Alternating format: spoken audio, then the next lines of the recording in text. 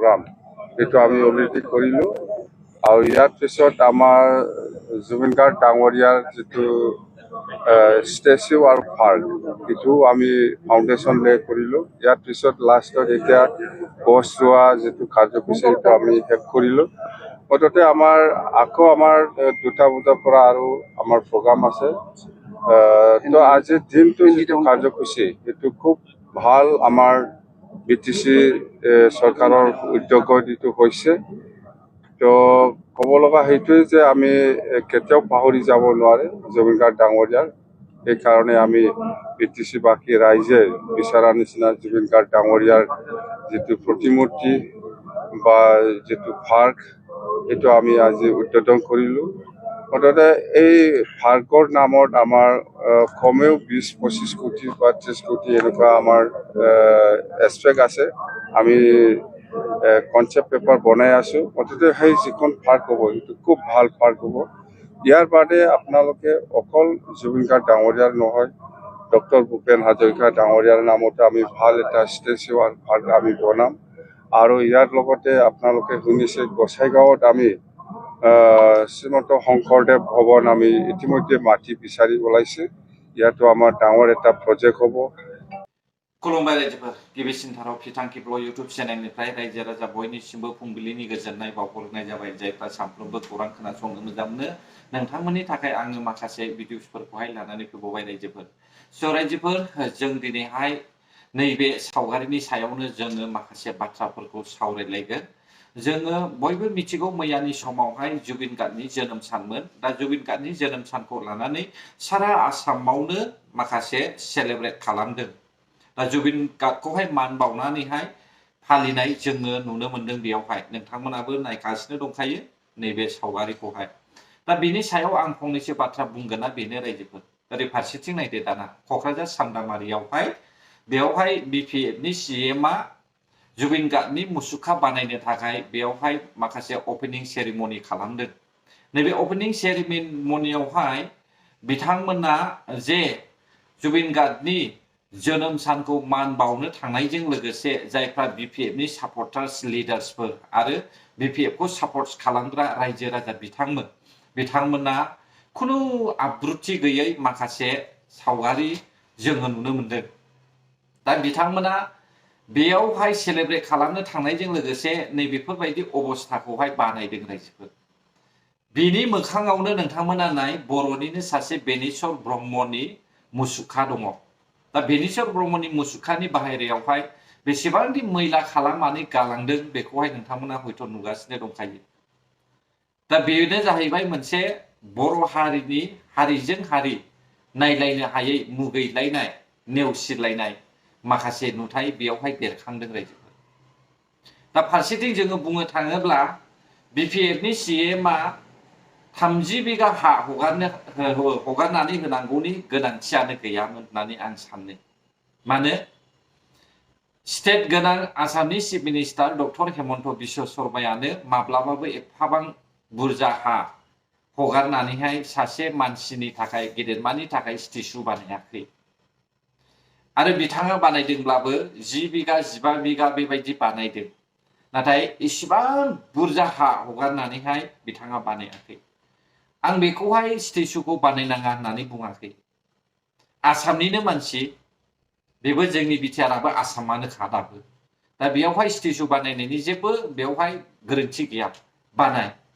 नाथाय स्टेचु बानायनायनि नामावहाय माबा मोनसे इनडाइरेक्टलि नोजोर होनानैहाय खामानि मावनाया बे मोजां नङा आंनि नोजोरावहाय रायजोफोर दे नोंथांमोनासो मा सानदों आं मिथिया बेयावहाय 30 बिगा हा हगारनानै होनो हादोंब्ला अब्ला जोंनि बर' हारिनि रायजो राजाफ्रा हा गैजायैया एभेलेबेल दङ दा बिथांमोननोहाय हा हगारनानै मानो होनो हाया दा बर' रायजो राजाफोरनि हा गैजायैफोरनोहाय मानो हा होनो हाया बर' हारिनि थाखाय माबा मोनसे कम्पानि लाबोनायावहाय मानो सापर्ट खालामनो हाया बर' रायजो राजाफ्रा बबेयावबा फेक्ट्रि बानायनो नागिरदों बेखौहाय होबथादों बबेयावबा कम्पानि बानायनो नागिरदों बेखौ होबथादों नाथाय बे गावनि हारिनि थाखाय इनकाम गैयै इनकाम सर्स गैयै बेखौहाय मावनो नागिरनायावहाय दिनै मानो रावबो खुगा सियाखै मानो सिरि थादों बर'हा हा गैयैनि थाखायनो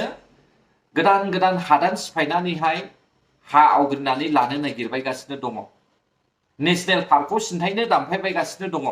नाथाय CM हाग्रामा महिलारि बिथाङा बेखौहाय नोजोर होआखै। दा बिनि सायाव बर' रायजो राजाफ्रा मा बुंनो सानो? जुदि बे खामानिया UPPL सरकारनि सायाव जायोमोन अब्ला बै माथाम माब्रैसो ट्राइबेल सुरक्षा मन्चनि मानसिफ्रा दावराव खालामनाय नङामोन खोमा, होख्रावबायनाय नङामोन खोमा, बिसोरजों थाफानानै रायजो राजाफ्रा खिबु खिबु होख्रावबायनाय नङामोन खोमा। ना नोंथांमोना हाग्रामा महिलारिखौ गियो? BPF पार्टिखौ गियो नामा नोंथांमोना? BPF पार्टिखौ गियो नङा, मेगन सायो। मिथिबायना? गोदान पार्टिखौ मेगन सायो। गोजाम पार्टिजोंहाय जेरै गोसो ओरै रंजानानैहाय गाव गावनि उदैखौ फिसिनो हानायनि थाखाय बिसोरबायदि मानसिया हारि जौगानायनि खामानिखौहाय मोजां मोना। बिनि थाखायनो बेफोरबायदि थासारिया जोंनि बर'नि गेजेराव सोलिगासिनो दङ। फारसेथिं नोंथांमोना मिथिगौ हयथ' बे खामानिफोरखौ मानो मावदों। फैबाय थानाय 2022 मायथाइयाव बिधान सभा इलेक्सन दङ। दा डक्टर हेमन्त बिश्व शर्माया फासायनानै दङ रायजोफोर। फारसेथिं ट्राइबेल नन ट्राइबेलफोरनि खोथा जानानै दङ। फारसेथिं जुबिन गार्गनि जास्टिसनि बाथ्रा फैनानै दङ। बेनिखायनो डक्टर हेमन्त बिश्व शर्माया जों बर'खौसो नारसिनगासिनो दङ। मिथिबाय दा? बर'नि सासे आदुवा लिडार फैनाया हेमन्त बिश्व शर्मा बायदि सासे लिडारनि थाखाय जोबोद गोजोनथाव होननानैहाय जों बुंनांगोन। दा बेखौ रायजो राजाफ्रा मोनथिदों खोमा। हयथ' नोंथांमोना बिदिखौहाय साना, नाथाय बे स्टेचुखौ लानानैनो सानसे बेलासे बिसोरो जोंनि बर'जोंहाय थरखा थरखि जालायगोन। मिथिबाय दा? दान्थे बिथान्थे जालायगोन। बबेबा मोनसे स्टेचुखौ लानानैसो जाथिया दावहा नाङो, जारिमिनखौ लानानैसो जाथिया दावहा नाङो। नोंथांमोना नुदोंना? बेफोरबायदि स्टेचु बानायनानैहाय जुदि जुग जुग बोसोर बियो लास्टिं जालाङोब्ला अब्ला बै फैबाय थानाय आपकामिं जेनेरेसननि मानसिफ्रा बे स्टेचुखौ लानानैबो दावहा नांहैनो हागौ। मानोना बियो जोंनि बर'नि नङा। मिथिबाय दा रायजोफोर? बै समाव बे बाथ्राया ओंखारहैगोन। बेखायनो स्टेचु बानायनो थाखाय मोनसे फिसा जायगा हगारना होयोब्लाबो आं गोजोननाय दङ। बेयावहाय आंहा बुंनांगौ जेबो गैया। नाथाय सासे दैदेनगिरि गुबुन हारिनिफ्राय गुबुन जाथिनियावहाय एसेबां गुवार बिगा हा होनानैहाय फ्रियाव हगारना होनानैहाय स्टेचु बानायनाय, गार्डेन बानायनाय बियो सम्भब नङा। मानो सम्भब नङा? फैबाय थानाय आप जेनेरेसन, सेकेन्ड जेनेरेसननि थाखाय बियो सम्भब नङा। बेखौहाय लिडारफ्रा साननाया मोजांमोन। आरो खोनाबावदों श्री श्री महन्त शंकरदेबनि स्टेचु गायसनगोननो गसाइगावजोंहाय हा नागिरगासिनो दङ। मानो हा नागिरबाय थादों? हाया एभेलेबेल दङ। हाग्रामा महिलारि हानो हाजार हाजार बिगा हा दङ।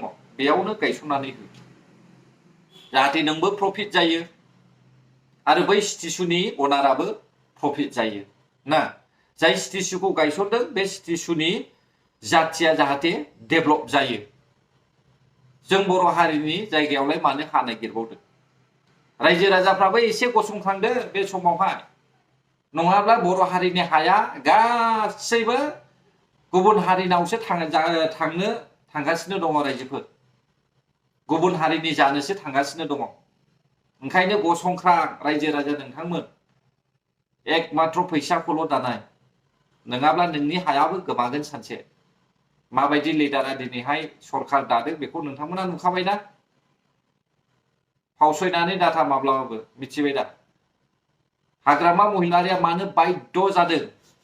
बिथाङा बाध्यता जानायनि जाहोना जाहैबाय फैसा जादों। BPF पार्टिया BJP-निफ्राय फैसा जादों। बेखौहाय बर' हारिया मिथिदोंना? बिदि सानफेरदोंना? डक्टर हेमन्त बिश्व शर्माया 22 बोसोर कंग्रेसावमोन। दिनैसो नै एन्डिंआवसो, उफाय गैयियावसो डक्टर हेमन्त बिश्व शर्माया हा इभिक्सन खालामफैनाय जोङो नुनो मोनदों। 22 बोसोराव बहा उन्दुनानै थाखो कंग्रेसावनोमोन बिथाङा दा बिथांमोननि समावनो बै इलिगेल हाबनाय बांलादेशी खखामाव दारि गोनांफोर गोसोमफोर गासैबो बे डक्टर हेमन्त बिश्व शर्मानि सासनावनो हाबजोबनाय रायजोफोर दिनैहाय मा गावखौनो दिन्थिफ्लादों आसाम गभर्नमेन्टआ बेखौलाय माथो बुंनांगौ बे गासैबो भट बेंकनि मानोना बियो फासायनानै दङ फारसेथिं जुबिन गार्गनि जास्टिस फारसेथिं ट्राइबेल नन ट्राइबेलनि होख्रावनाय बेयाव फासायनानै दं हयथ' बिथाङा होनो हागौ नोंथांमोना नाय 1.5 कोटिखौहाय बियो एंगारा जासे 45 लाखखौसो नेवसिगारनो हागौ बे समावहाय अब्ला नोंथांमोना मा खालामगोन गसंखांगोन ना गसंखाङा 2,000-3,000 सुबुं थैदों सिगांहाय बे समावहायबो 2,000-3,000 सुबुं थैनायनि जेबो खहा नङा रायजोफोर 1.5 कोटियाबो जेबो खालामनो हाया दावहा नांनांगौब्ला एनडिएफबि थाब्लाल' दावहा नांनो हायो नामा पाब्लिकआ हाया नामा बेखौ सिन्था खालामदो ट्राइबेलाबो 14टा ट्राइबेलजों ज' जायोब्ला बिसोरनि 1.5 कोटियाबो जेबो नङा रायजोफोर बेखौहाय नोंथांमोना एसे सिन्था खालामलाय बर'जों बर' खौसे जालायब्लानो माब्लाबाबो बिसोरो नासयनो हाया बर'खौहाय दानिया मा बिनांगोन सेपारेट स्टेट डिवाइड आसाम 50-50 बेनि अनगा जेबो नङा बेखौसो आं थांखियो रायजोफोर आंनि आसाया बेसो नोंथांमोननि आसाया मा आं बेखौ मिथिया आं मानो इउपिपिएलखौ सापर्ट खालामनायमोन इउपिपिएलआ हयथ' डाइरेक्ट फाइनान्सियेल खाबुखौ मोननो नामा मावो नामा बेखौ आं सिन्था खालामनानैसो आङो सापर्ट खालामनायमोन आरो इउटिनि सोदोबाबो बेयाव हाबनानै दङ इउटिआ जुदि जाहैमारोब्ला अब्ला जों बर' हारिया रावखौबो गिनांगौ गैलामोन रायजोफोर बेखौसो आङो नुहुरदोंमोन नाथाय फैफिनबाय जोंनि बर'नि गेजेरावहाय अर सावनानै होग्रा लिडार बेनो जाहैबाय दुखुनांथावा गोजोन्थों अब्ला जायफ्रा आंनि भिडिअखौ जोबजासिम नायबाय बर' हारि जै जाथों जय बर' हारिनि